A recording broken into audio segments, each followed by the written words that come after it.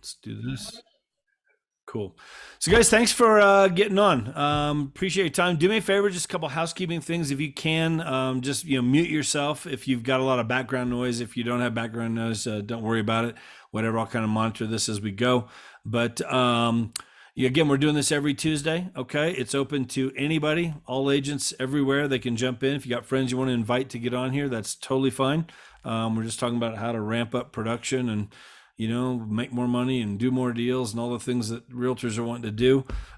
Thursday mornings, just a reminder for the EXP agents on here, we do have a class that Eric teaches with agent attraction. By the way, we are going to be going to one Zoom link. It'll be the same Zoom for all these trainings that we do as a Freedom Team. Okay. So that'll start next Monday with a class that Eric's going to be teaching. So we'll get all the word out on that. So again, just do me a favor if you can, turn your camera on. If you can't, that's okay. But try and engage. Amanda, good morning. Good morning. Mrs. Kinn. Hi, how is everyone? Aaron's better half by far. No question. Aaron's a good salesman, you can tell. So, yeah. The best. For sure. So Aaron's going to lead us, kick us off here today. We're going to be talking about some commissions. Is there any disclaimer we need to put on this, you think, at the beginning? You want to? I would just say, yes, we're going to be talking about commissions, but we all know prices aren't fixed. Commissions aren't fixed. Let's follow all fair housing stuff. This is more of a discussion on how can you earn your fee or get your fee every time, not that we're setting a specific fee. So for sure. Good deal. So yeah, introduce yourself, Aaron. There's new people on here. Again, there's people coming in from other places that have no idea who you are.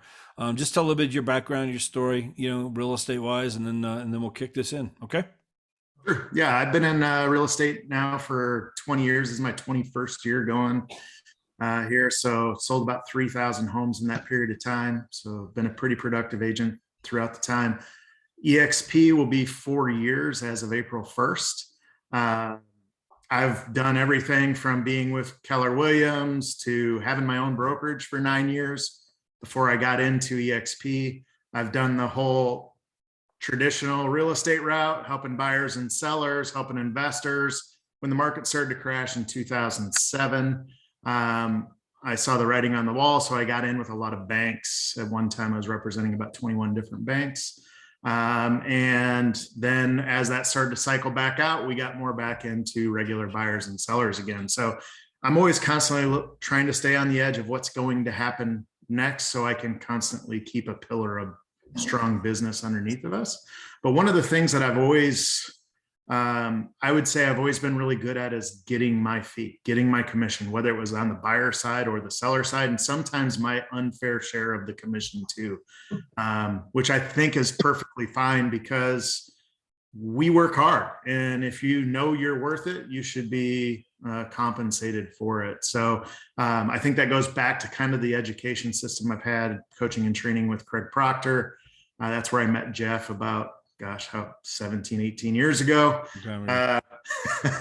So we were both in that coaching system. And that was one thing that he really preached on was how do you earn your fee every time? And we've taken that, I think, to a pretty good level. And we can kind of share some of those, not just overarching how to get it, but like really nitty gritty. How do you work it into your language and transaction so that you do get paid every time, no matter what the MLS says? And Amanda, do you want to say a few things here? Sure. So I'm better known as Aaron Kinn's wife than I am known as Amanda Kinn. I'm also a mom of 4, and I didn't get into the business until about 3 years ago. I got my license, and I've just been helping Aaron since then. Prior to that, I did everything but unlock the doors and show the homes. So I feel like I've been in it for quite some time prior to, and it's definitely nice to have a wealth of knowledge that sleeps in the same bed as you every night in the industry. So he has to answer my questions. So I feel like, whenever you're talking to somebody about your value and everything, you have to go in with it with such a composure of you deserve it. And it's not a question any longer. And it's not so much of what you're bringing to the table, it's how you bring it to the table. So if you bring it to the table and you're very hesitant, then they're likely going to push a little bit harder back on you. So definitely I'm excited to hear Aaron speak again on this and then just chime in. But if anybody has any questions, I think we have a comment box and stuff. And so we'll make sure we'll get to those at the end. Yeah, definitely put in your questions or even unmute yourself and ask them. I used to be a high school teacher, so I'm used to getting interrupted. It really does not bother me. Plus I have 4 kids, like Amanda says. So having a complete thought and sentence come out of my mouth is kind of rare. So if you want to interrupt, please feel free to do so. But I think it all starts, and Jeff, you know, if you need us to go a certain way, just let me know. But yeah, go ahead. I think it all starts up front with getting your commission and fee. And that is your very first meeting with a buyer or a seller. Let's talk about buyers first. We did a video, gosh, it was probably 4 months ago now, on how to do the perfect buyer presentation using a buyer booklet is what we call it. I've got them here somewhere. If anybody wants a copy of that, I'm more than happy to send it out to you. But basically we sit down either face-to-face through a Zoom or at a coffee shop. Try never to do it at a house because they're going to be distracted by the house and they don't want to hear about what you're actually doing for them. So we do a nice, 30 to 50 minute buyer consultation. And literally the first 20 to 30 minutes, it's all about them. What do they want in a house? What are their wants, needs, dreams, goals, desires? Why are they moving? We ask them about 15 to 20 different questions that are pre-programmed in that booklet. And it's structured that way on purpose because when you meet with somebody, their walls are going to be very, very high, right? You're a salesperson to them. I know you want to think you're not a salesperson, but you are a salesperson to every person you meet with. So I want to take that salesperson hat and take that off and put the education hat back on, because the more I can train them, educate them on both the market and what we do for them, the less they're going to feel like they're alone. And the more that I spend talking about their wants, goals, dreams, and desires, the lower that wall becomes, and it's easier to then get into them signing the buyer representation agreement. So then after we go through everything on them, we're going to talk a little bit about us. It's maybe 5 to 10 minutes. Again, it's all pre-programmed in the booklet that I think Kim just posted. Thanks, Kim. And that's about 6 pages worth of our information, but we go through that pretty quickly. And then we ask them for their commitment. And basically the commitment is just a handshake agreement, that we're going to get them to sign something on paper. But the reason I want to get them to sign on paper is now they have a commitment to me. As soon as they put their signature, now when anybody asks them, when they call on a listing or they go in Zillow and fill out their information or what have you, how many people have lost people to Zillow or for sale by owners or new home builders? And the reason you lose them isn't because they're not committed to you. That old saying, buyers are liars. It's not that they're not committed to you. It's because they don't know that they're committed to you. You haven't asked them for their commitment, right? So we always ask them for their commitment after that first meeting, get them to sign the buyer rep agreement. So then when somebody asks them, hey, have you signed anything? Yes, I have. Now, is it the state form? No. Would this hold up in a court of law? I doubt it. But it holds up in the court of their mind. And that is extremely important, because now whenever they're talking to another agent, because they are going to do that, they are going to go into open houses by themselves. The market is stupid fast. So they want to get a leg up on the competition, don't want to wait for their lazy agent, right? So they're going to go to things that you don't want them to do by themselves. You better have them under something where they think the court of their mind is, yes, I'm under an agreement. I am committed to somebody. And we also put in that agreement that we are the agent for them, but we also give them a way out. Hey, you can cancel at any time. So why we do that is, again, we want to take away as many of the big walls that they're going to build up in front of them, take it away. So why I spend a little bit of time on that is that prepares me for when I make an offer. If they've already signed, if they've already committed to me, when we actually get to the offer part, we can actually then take them down the road of getting our fee. Right now, one of the biggest problems that we find right now is, I hate to say this, but rookie agents or agents that don't know how to get their fee. So they take listings for 4% or 5% or 3%. And then what do? They pay out 1.5. They pay out 2. They pay out 2.5. They pay out something that we're not comfortable with taking, or I'm not. I think I'm worth 3% commission minimum on both the buyer and seller side. And a lot of people think they're only they only can get paid what the MLS is telling them they can get paid.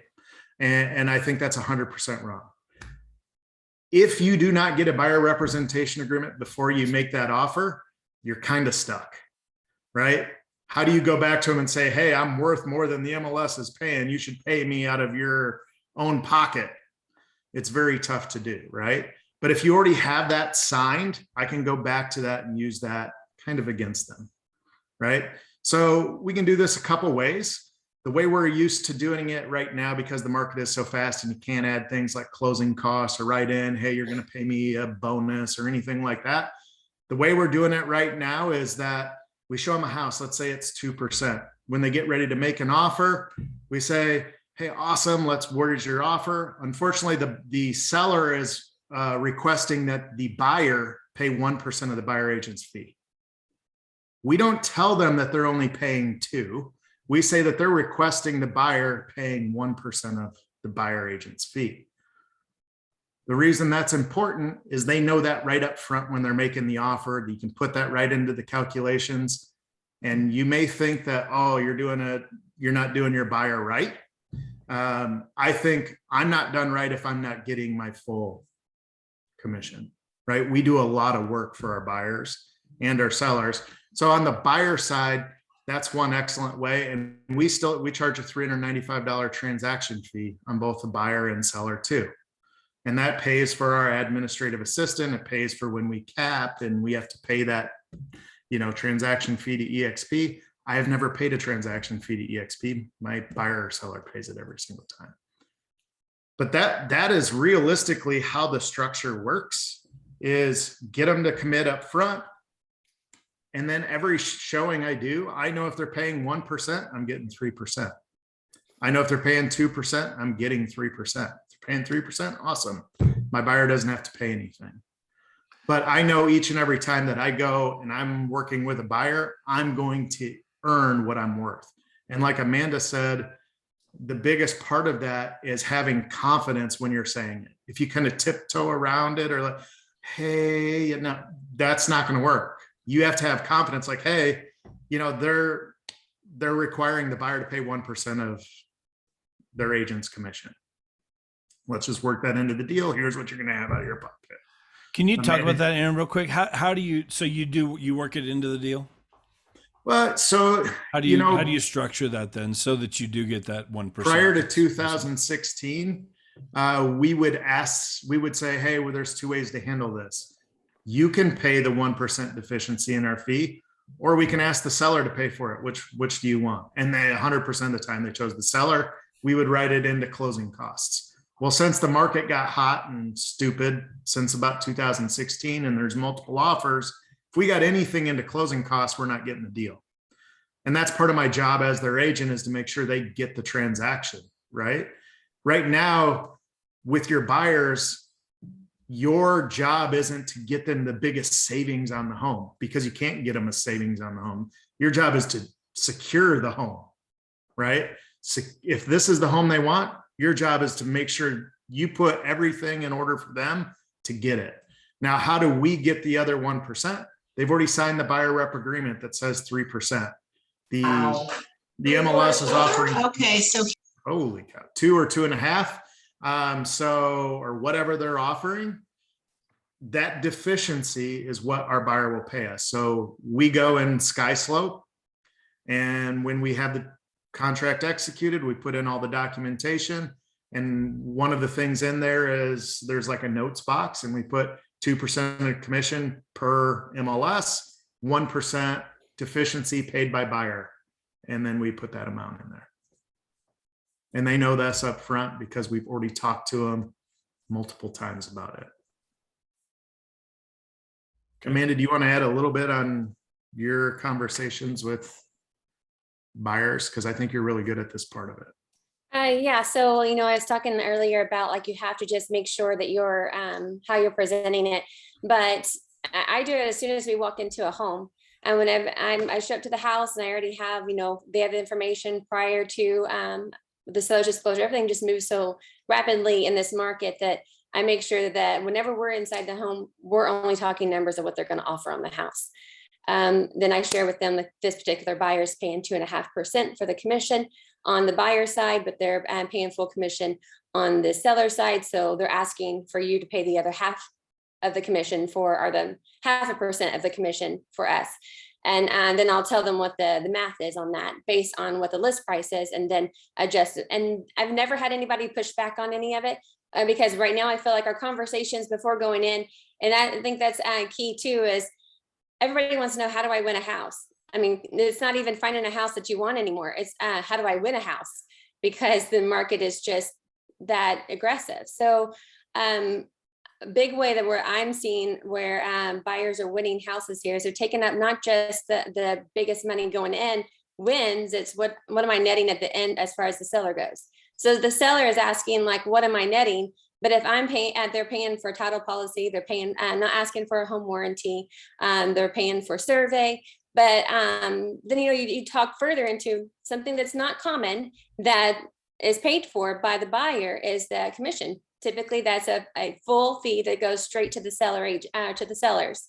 And with that, that's a way for them to entice to like, I'll pay, 2% of the commission, or I'll pay this. And they feel like if they're already paying the half, well, what if I pay another full percent? Or what if I pay this? Because then they're picking up more fees that are off of the seller at the bottom dollar. And we talk about like, well, if I raise my offer by a couple of thousand, do you think that couple of thousand will be worth, more to them? Well, not necessarily, because each time that the amount goes up, the commissions come out, the fees come out. Like there's just a little bit that just keeps on tacking off every thousand that you add to your offer. So if you can offer to pay for those fees to the seller up front, again, that net number is what they're looking at the end. So I think you just have to be creative. And I also explained to them, because a lot of people they're like, well, what, if they win, they're like, oh, I probably offered too much. Or if they lose, they're like, well, I wonder what the winning one was. We'll wait until it goes, it says sold, and then it'll have the list price. And having this conversation up front, like you'll never know what won, because it's never told what type of the financing it was. It's never told what other fees were taken or how many days it was into closing. So I think that the process of what it gets chosen has to be a conversation at the very front whenever you're asking them to sign the buyer rep agreement and you're telling them, what you're going to give them. So when it comes to commissions and everything, that is just a fee. Then it's no longer what I'm getting. And I think it's actually opens up a really good conversation with so many of my buyers that I don't keep that 3%. Like that's the idea that most buyers and sellers have, is that the agents are just making all this bukus of money off of each sale and they get to keep it all. When after it's, you talk to them, like each fee is divided upon, everybody gets paid. So there's chiefs above me that they have to get paid and I'm working. So, and they understand that. And that's, that's what they're working in, is corporate America also. So they understand that they don't get to keep their 100%. So those conversations is just educating your buyers. And it's so much of this market is just educating. And if I feel like I even had a couple of situations that, emotions are really high, and especially when they lose, or especially when they're winning and they're trying to get through everything, get to closing, that I've had to put at the wall of going, moving forward, at least for the next so many days, I am only going to email or text you, in the circumstances of just making sure that our communication is not lined out. Like they're not remembering that I told them this, or they're not remembering things. So make sure whenever you're talking to them that you're covering all your bases too. I always reference, it's like taking a fire hydrant to the face to get a drink of water. You're not going to catch it all. Like I'm just giving them so much information, and then they're not going to get it all. And they're going to say, like, I don't remember you ever saying that, or you didn't say it the way that I comprehended it. So words can get lost in translation whenever you're verbally saying them. So make sure that if it is something that they need to know and it's key, that you're sending it to them within email, even if it's just reiterating something that you've already talked about. So I think that's what, not to cut you off, but I think that's why it's important that when you're doing the initial meeting, that you have something that you're reviewing with them, especially on the buyer side, that they're going to have as a leave behind or a take home, right? That booklet has all the information that we go over, right? And Kim posted it there so you guys can download it, have your creative guys redo it, you know, with your own stuff. But I think that, like Amanda was saying, is huge, because now they have something that you can refer back to continually. Hey, we told you about that here, or what have you. So, and it's got everything from market cycles, things like that in there. And then the things we're going to do, timelines, charts, all that stuff. So. Do you ever get the buyers? Okay, so the sellers are asking that the buyer pay 1% of the fee. Whatever, it's a $400,000 house, so it's $4,000. We don't have $4,000. Like we don't like. I mean, where do you go? Where do you go with that when they come up with something like that? I mean, realistically, if they don't have $4,000, they probably shouldn't be buying a house. I mean, and that's all stuff we're doing up front, and we're talking about things up front in that initial meeting. There's sometimes things like our fee isn't covered, and they may have to cover it. Here's what they're looking at for those things. So one of the questions in that booklet is, and I always say this because I want to be cognizant of their financial abilities. So I asked them the question, I don't want to pry into your finances or all of that. That's the lender's job. But what do you have available for down payment and closing costs? And they tell you, oh, we got 10,000 or 15,000 or 50,000. Well, I know who the buyer is and what they have prior to ever getting into the offer stage, because I asked the question. And that's part of pre-framing and making sure who you're working with is who you want to work with, right? Because there are some of those occasions where I'm with a buyer and we talk and they're like, oh, I got 6,000. Well, you need to wait a little while. Not every buyer is going to buy today. And some, it's the best, your best thing you can tell that buyer is to wait, unfortunately. I wish I had said that to more people back in 2005, 2006, but I just took advantage of what the market was giving us, which you could fog a mirror, you'd get a loan. You didn't even have to have any money.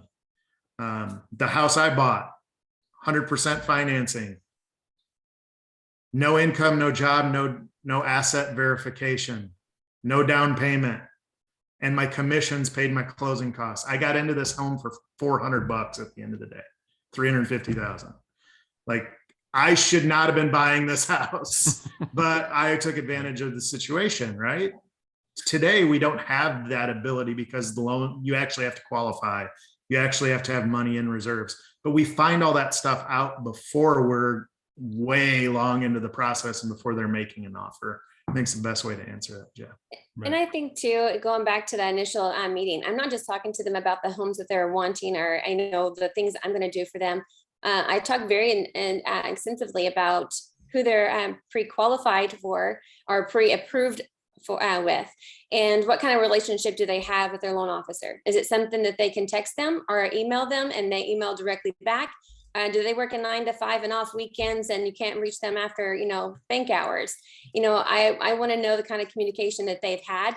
And I won't show a house unless you have a pre-approval, not a pre-qualification. And making sure that the difference of those is a pre-qualification is verbal numbers can be given to somebody without justification of like what it actually is. And a lot of times whenever you're asked about your expenses, there's going to be something that you leave off. So that pre-approval is they've already done all the legwork and they are definitely approved to buy the house whenever. But I also say, I ask them, if you don't mind, can I get the number of the loan officer? Or if I get the pre-approval, I'll say, hey, I'm going to reach out to your loan officer and I'll call them directly and have that relationship with them. And even if they don't want to share, extensive things within what they're doing financially, I can at least then go to the loan officer and say, hey, we have this house, we're going to make this kind of offer. This is what we're structuring as. Are we good? Are they good to do this? And if they're not, then I'm like, would you mind reaching out to them and going over this? Because I just want to make sure that they're capable before we put this offer in. And every offer that I send in, I tag the loan officer in the email, and then I text the loan officer and let them know, hey, we just submitted an offer. It's over in your inbox. Do you mind just replying to that email and then accepting a phone call if you get it from this number? And I give them the listing agent's phone number. And it's a lot. I feel like we're doing a heck of a lot more than what we were doing 6 months ago in order to help our buyers to get a house. But you just do what you got to do. And I feel like whenever you have the loan officer reach out, then especially if you're working with anybody that's a conventional loan that's putting less than 20% down, I feel like you definitely need VA, FHA, anybody like that. I wholeheartely, I want all the information to make sure that there's nothing that the seller goes to somebody else, not based on the fact that we're not capable. You are choosing somebody else because they are netting you more, not because you don't feel like my client's not capable. Good stuff. Aaron. Yeah. Oh, I cut you off. Sorry. No, that's fine. I think that's good. And then with the lender too, you need to let them know that they are paying part of your fee, because that could change things. And then there are times where they just can't. I mean, honestly, Jet, there's times where they just can't pay your fee. So then what happens? So we had another video, it's in the system somewhere here, where we talk about, having that fee reduction addendum. So we actually tell them up front, hey, it's not just a 1% reduction I'm taking. That's a 33% hit on my income. It's a substantial amount of money to me. But I'm more than happy to do that for you. But would you do me something in return, which is give me 3 qualified referrals over the next however many period of months you want to put in there, 6 months, 12 months, what have you. And then I get them to sign it. Again, commitment in mind is better than no commitment at all. Verbal commitments are nothing. They just, oh yeah, I'll do that for you. And then you don't hear from them ever again, right? They sign something saying they're going to give you referrals. They're going to give you referrals. They just do. So I think that part's huge too. And anybody have any questions on the buyer side? And then we can move into kind of the seller side and how we get our full fee when everybody's undercutting the market. Let's talk about this a little bit, guys. And again, if you can't turn on your camera, there's 8 people with cameras on and 20 with them off. If you can turn your cameras on, that would be awesome. Just more participation. But what thoughts do you guys have on this? I think there's a lot of buyer agents out there, especially newer agents, I think, where, the MLS says they're only paying 1.5%. And I don't even want to show that home because gosh darn it, that's, I'm going to put a lot of work and get paid $4,000, whatever. And I should be paying 12, whatever. But do you understand? It doesn't work that way. Your relationship with your clients, again, if you set it up front, like what Aaron said, there's ways to get your full commission and, ways to get it every time. What thoughts do you guys have on that? Or what questions do you have on that? Because that's really I have good. something to add. When I sign a buyer to a buyer rep, I let them know what my commission involves. And I let them know there's going to be listings that will pay lower than what we're in agreement for. And in that case, it'll be to my discretion to assess that. But most of the time, the difference, if a listing is only paying 2.5% of my commission and we're under contract for 3%, then that 0.5% difference will be kicked back to you. 99% of the time, as long as you tell them up front, they are fine with it. I've even showed listings where the seller is not paying any of the buyer's commission, period. Mm-hmm. And I let them know before we submit an offer, I know you love this house. However, just understand that they're not paying my commission. So the full 3% is going to be your responsibility. And they're perfectly fine with it. Yep. Yeah. And I think that's perfect because you are actually telling them up front, and a lot of it comes to being upfront with people, being completely honest, what the market's like, how we earn our living, and they're okay, and they know that you're fighting for them. they're fine with it. Honestly, a lot of us think that a question they have is an objection instead of a question. So we go right into defense mode and we start pressing, right? Whereas a lot of times it's just a question. Why wouldn't they be paying 3%? Why are they only paying 2%? Right? So you just answer the question. Well, that's their prerogative. That's what the agent has designated, that they're paying out to a willing buyer agent. You know, unfortunately, that means that you're paying 1%. Right. And it's just having the confidence, number one, but two, you prep your buyer ahead of time, which is awesome. Definitely. It's good. What thoughts do you guys have on what he shared about, you know, like if they just can't do it, but to get something in writing for referrals? Does that make sense to everybody? Yeah. And Kim posted that in chat as well, too. The addendum we use. Like I said, I drew that up on Microsoft Word, so it's as legal as nothing. But again, it wins their mind, right? And if you follow up like you should be doing with your clients and you ask for those things because they've already committed to it, they're more likely to give it. Yeah. I have a question. Go ahead, Mike. Mike Rossback out of Richmond, Virginia. I was wondering, you know, you have the setup you do for commissions. Do you also have a minimum commission? Yeah, I mean, for me, way back in the day when I first started, I would take 7% listings and, you know, $3.95 transaction fee and pay out 3, keep 4. My minimum's now basically 3%. Like I don't want to work for less than 3%. So what about a dollar amount? No, I don't set a dollar amount. Like, because I've got south of Richmond, we have Tri-Cities. I deal with a lot of investors, and there's a lot of properties down there that are under 100K. Some of them are actually 30 or 40K. I thought you were mean on the upper end, like if you're selling $1 million homes. No, but I have done in the past with $70,000, $80,000 homes where my minimum's at least $3,000. Yeah, that's what I was using, $3,000. Yeah. Thank you. Yep. Cool. When you do, you know, when you do take a little bit of a hit on your commission, but then you get that referral, because I did the same thing here, you know, whatever, I used to do that all the time. You know, like, okay, like I totally understand. Again, this is back in the day, but you know, I'll take a hit, you know, whatever. I'll lose some money here, but I'm never going to let my commission get in the way of you getting the house that you want. Correct. I'll never do that, whatever. And I'll take a hit here, but do me a favor. Let's put this in writing. You know, can you send me, you know, 3 good referrals in the next, you know, 6 months, 8 months, whatever. Would you be open to doing that? And you're like the hero to them. You know what I mean? When you do that, when you really explain that out and understand, and then when they understand, do you understand what he's saying, guys? As far as you take 1% less on your commission, it's actually a 33% hit on your income. Does that make sense to everybody? Break that down real quick here and just explain that. So that I mean, it's just simple math. A lot of people are like, oh, you know, take 1% off, or, you know, we've even had, you know, people come to us and say, hey, would you give us 1% of your commission? You know, no. Did you go to real estate school? Do you do the continuing education? Do you take the legal liability on every single file?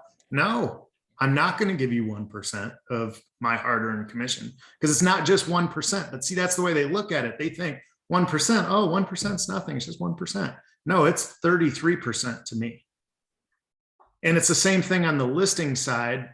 Back in the day when we had to reduce prices and stuff, you know, we would get people that are like, oh, I'm coming down 20,000 in price. Can you come off your commission 1%? No, but I'll gladly come down off 1% of my commission if you come down on your price the equal amount, 33%. And then they wake up and they're like, holy cow, that's a lot of money. Yeah, it is a lot of money. It's a lot of money to me too. It's 33%, right?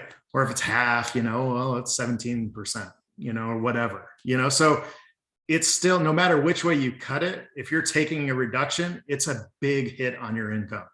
And you just let them know that up front. And they're more than, I've never really had anybody push back super strong or hard after explaining it that way. Right. And we don't really reduce prices anymore, you know, things like that on the listing side.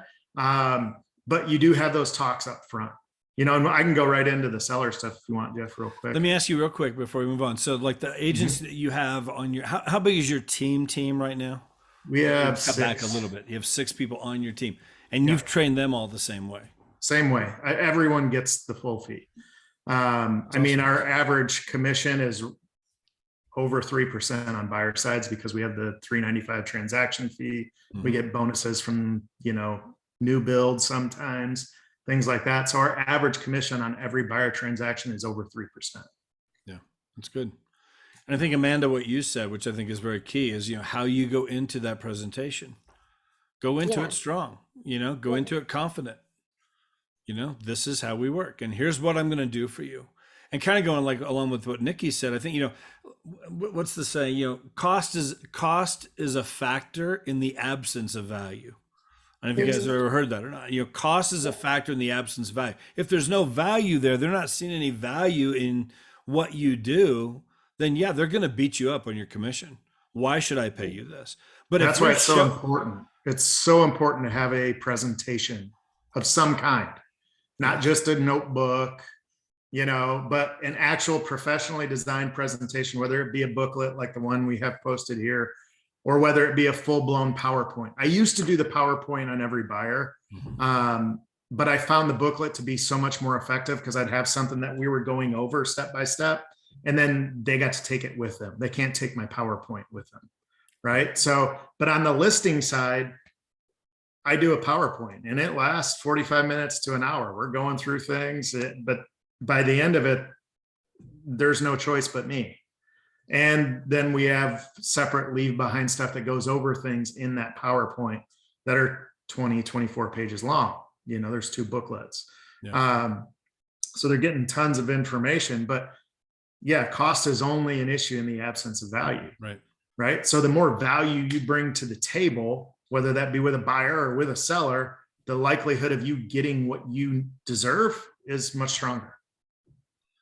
So you have to demonstrate that, I just remember the same thing, because again, we were in the same coaching program, with Craig, and it's just, the listing presentation. I knew when I got in the door, I'm getting the listing, and I did. 9 out of 10 times I'd get it.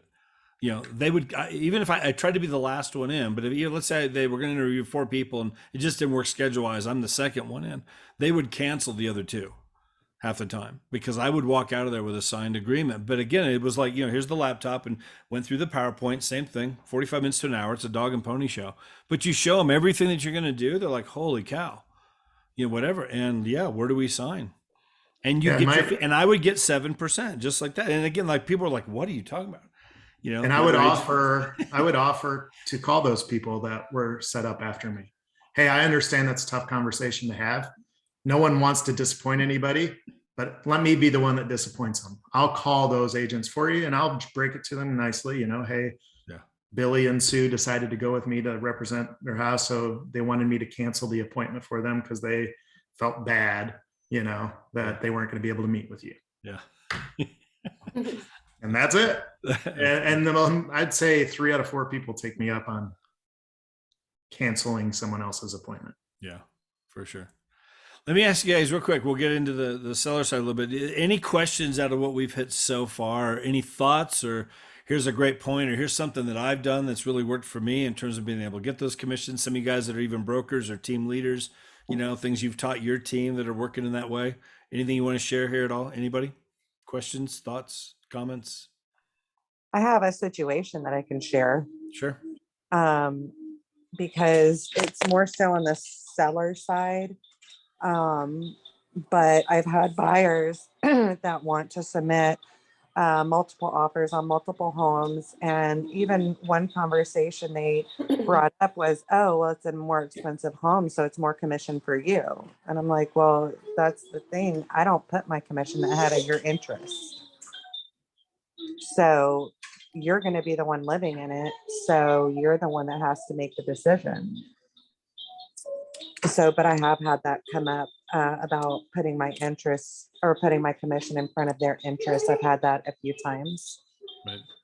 Yeah, I think that one's pretty easy because I'm a numbers guy. It's just what I do. So a lot of people don't think in terms of numbers. They just think, oh, I'm spending 30,000 more on this house. You're making all this much more money. Yeah, I'm making $300 more. Awesome. Or whatever it is, it's realistically not a lot when you actually break it down. $100,000 house, 3,000, they're spending 3,000 more. I may make, $900 more. It's not, I would give up my $900 for them to get the house. If I really was the one standing in the way of them getting it, I would waive my fee, and then I'd go back to that addendum and get them to sign it. Right. But I typically try to fight for my fee because I believe we're worth it. I believe everybody on this call is worth it. If you do what we've had to do in this market, you're definitely worth it. You're making 3, 4, 5, 50 offers on homes before you get one, right? There's no time in history as a buyer's agent that you've worked harder to earn your money. There's been no time easier as a listing agent to earn your money.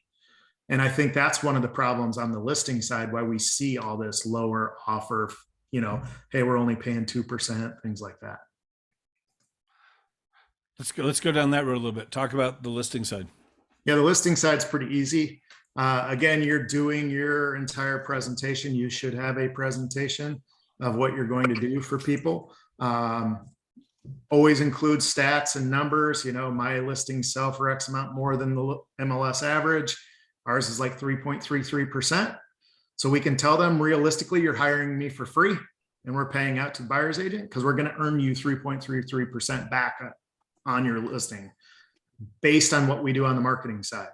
Show them all their marketing, show them testimonials, Google reviews, so on and so forth. Like I said, it's a 45-minute to an hour presentation to show why we're the one that they should be working with.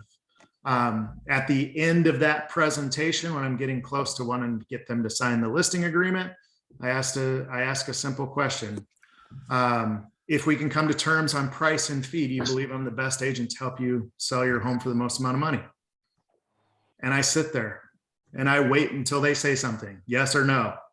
Or, well, what's the price? Well, obviously I didn't do my job because you shouldn't choose your agent based on the price. Let's go back and look at what we do to earn max price, right? So if we can get you max price and we can come to terms on our fee, do you think I'm the best agent to help you get the most amount of money for your home?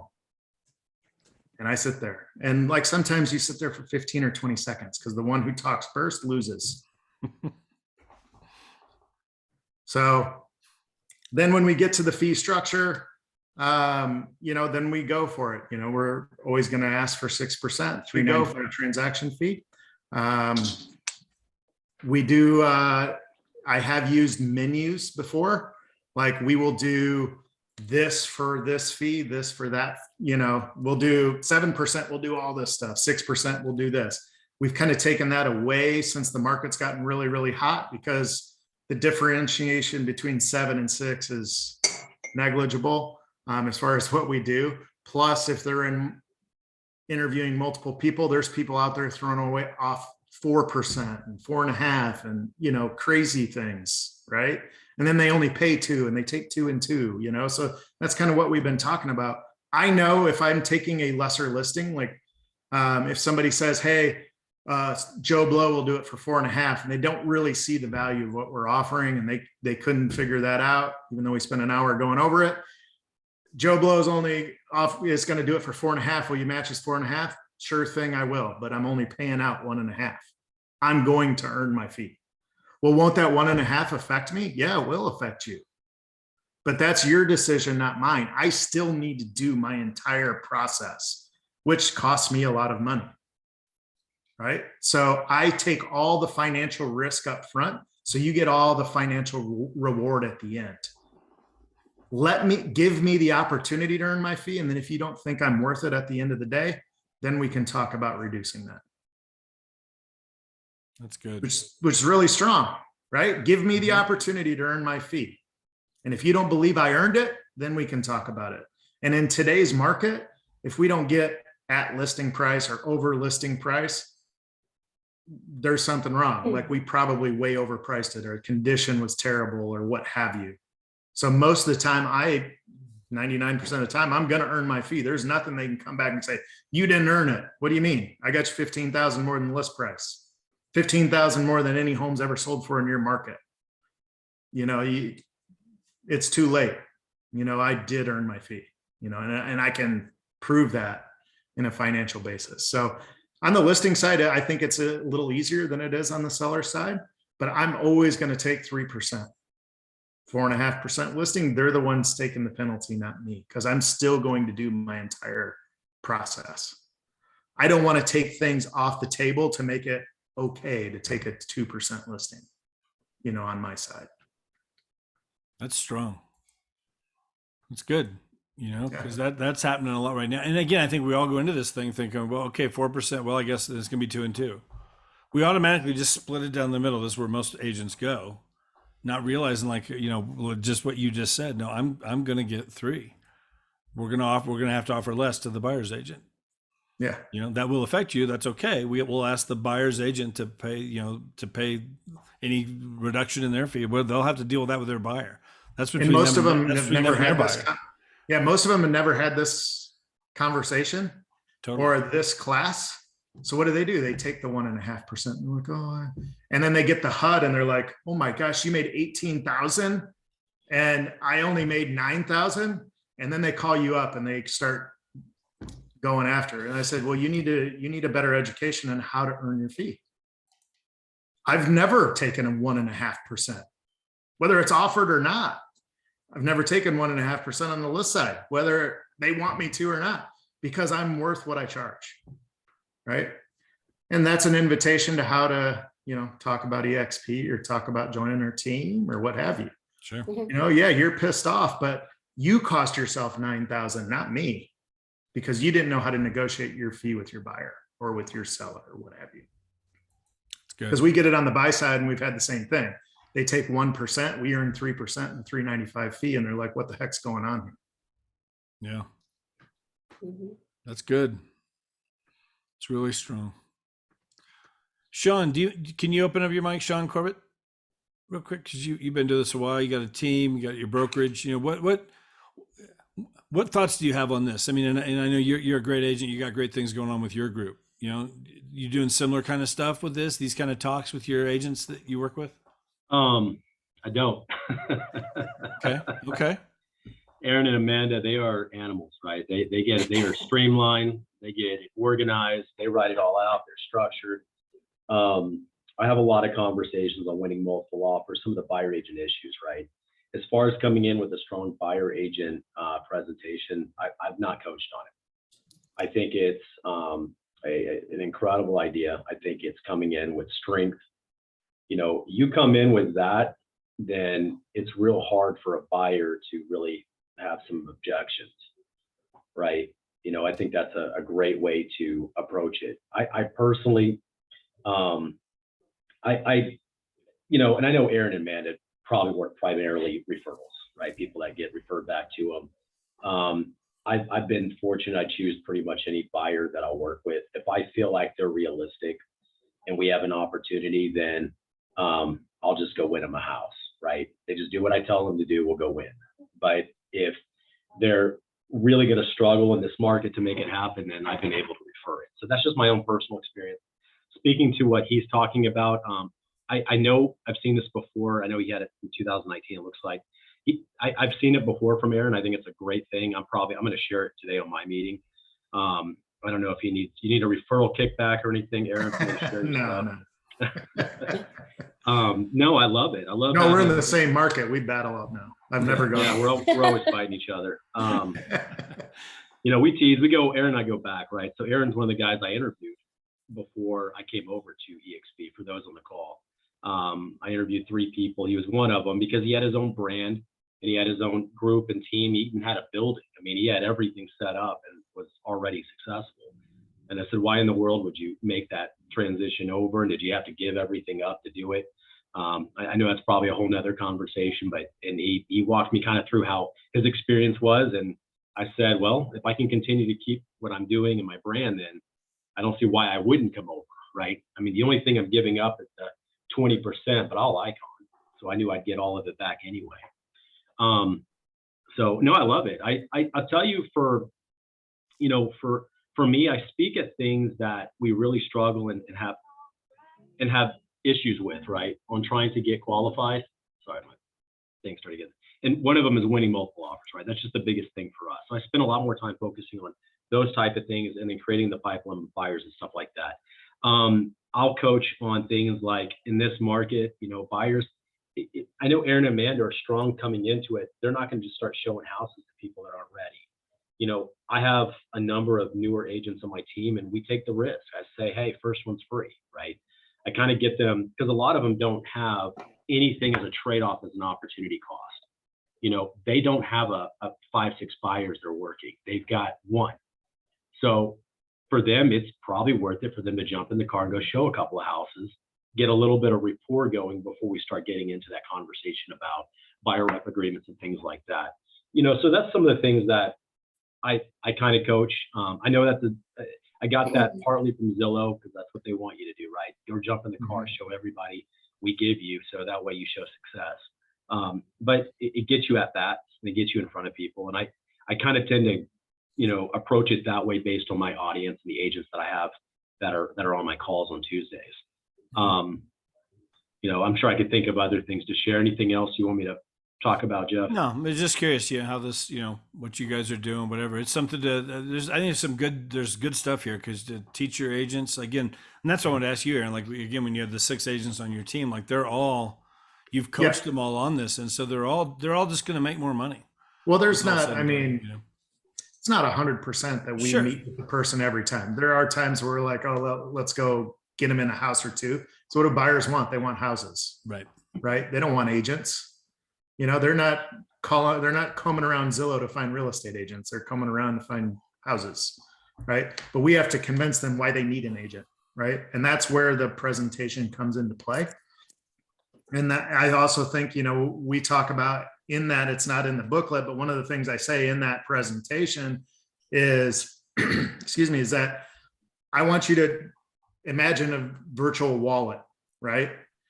Every listing you go to on Zillow, Realtor.com, Trulia, Redfin, wherever the heck it is that you go and search for real estate, every one of those people have already signed an agreement saying that they're working for the seller. They are the seller's agent.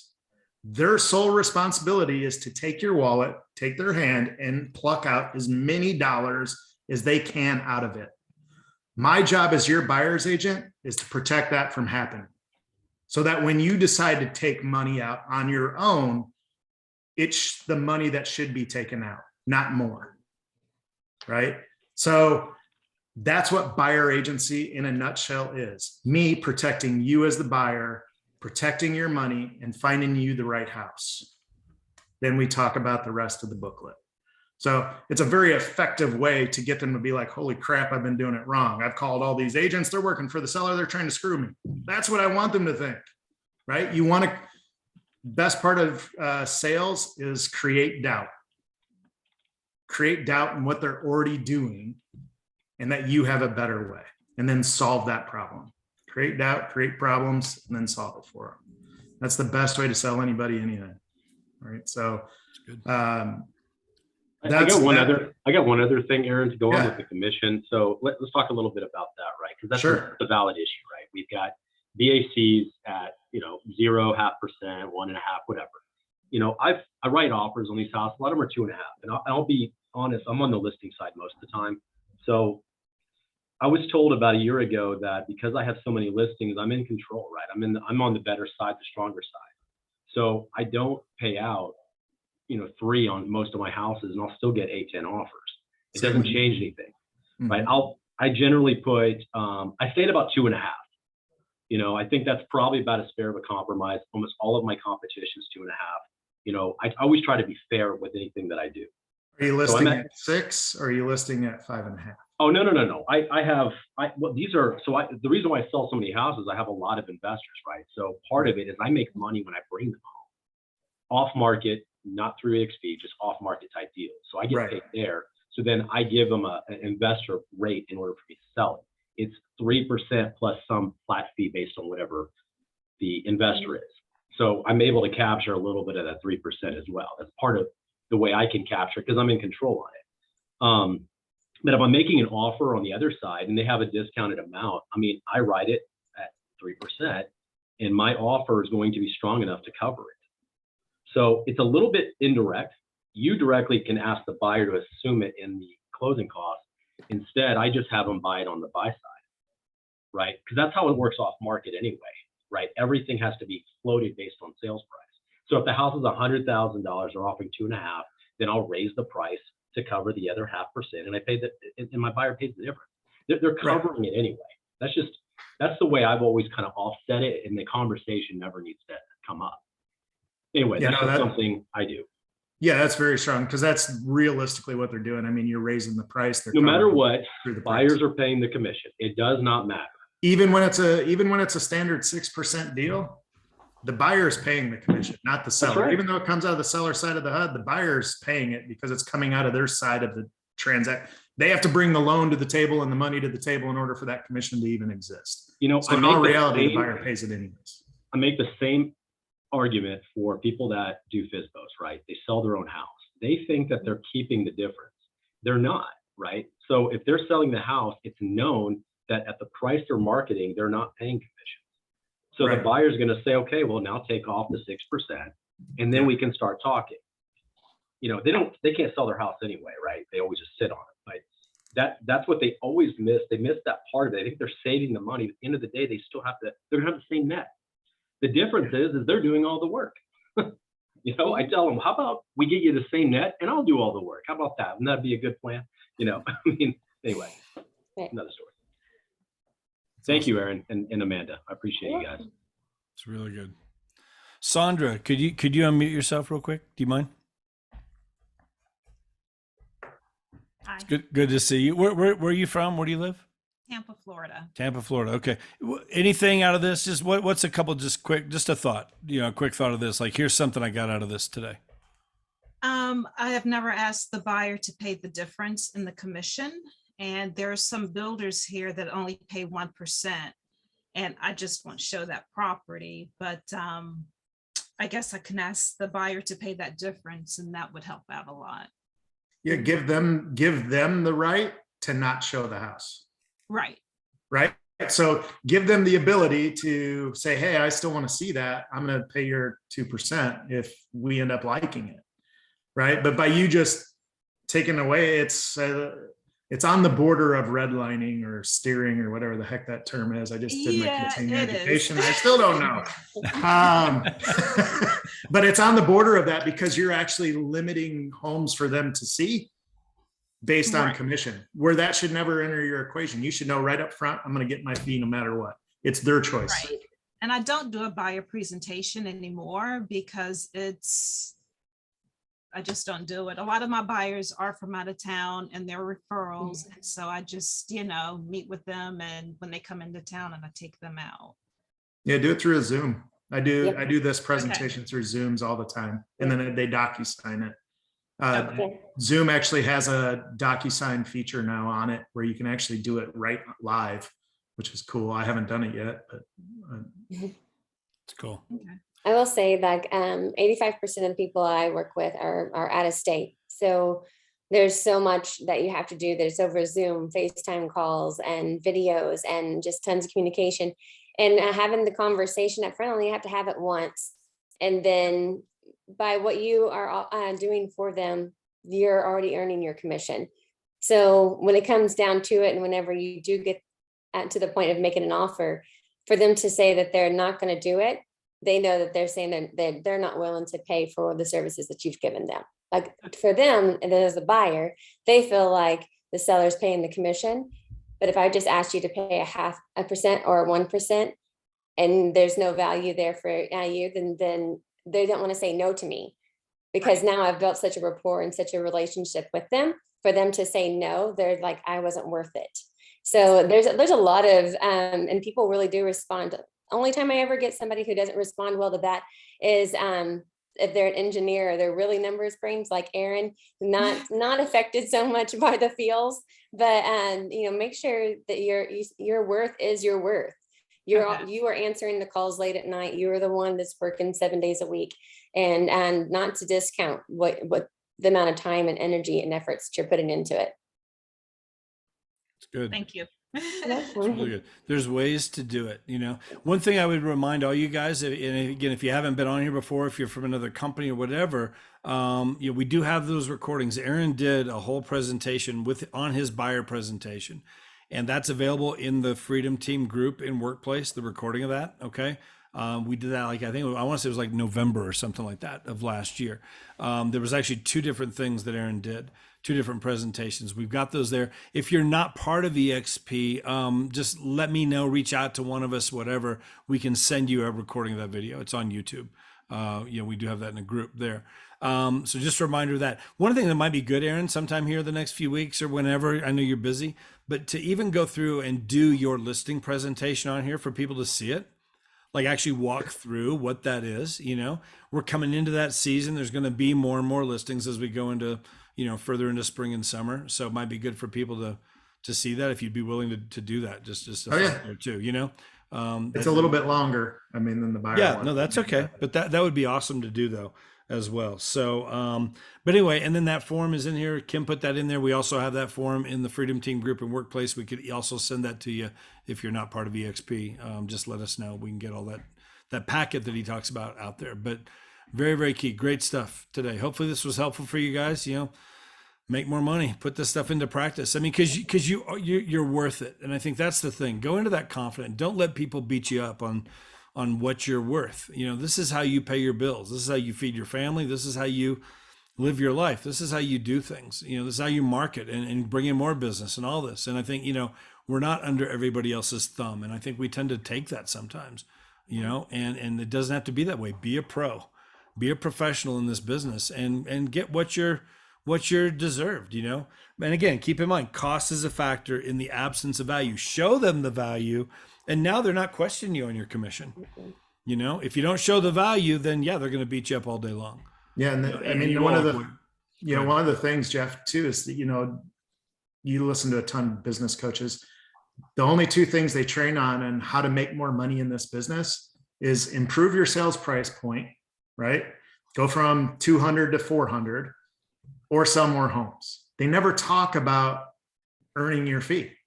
If you're taking a 1% reduction on every home you're selling, how many more homes do you have to sell to earn what you should have earned anyways?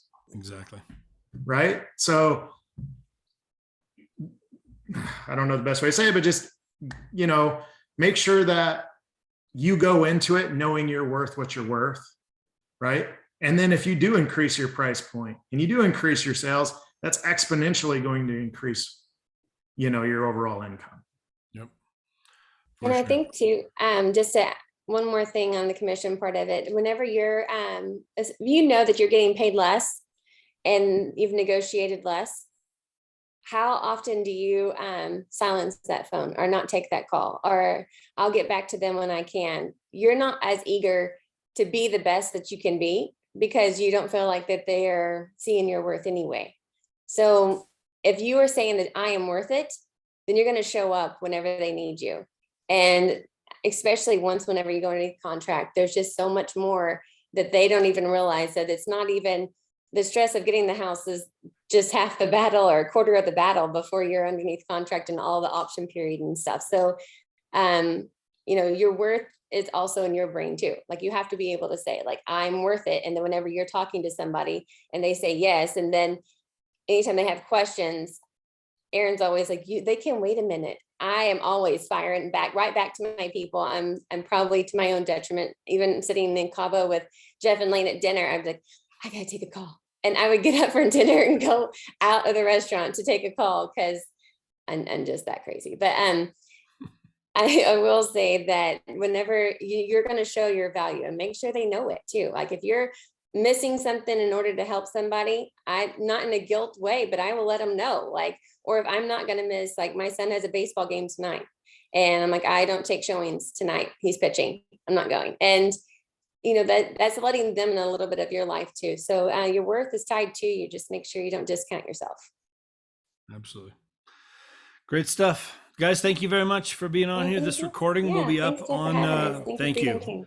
Totally appreciate it. The recording will be up there on the Freedom Team Workplace group within the next hour or two. You'll see it up there, so you watch it again. The other recordings are all up there. Again, reminder, there will be a new Zoom link starting next week, okay?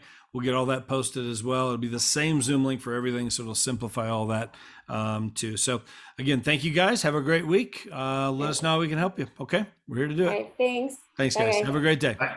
Bye-bye. Thanks.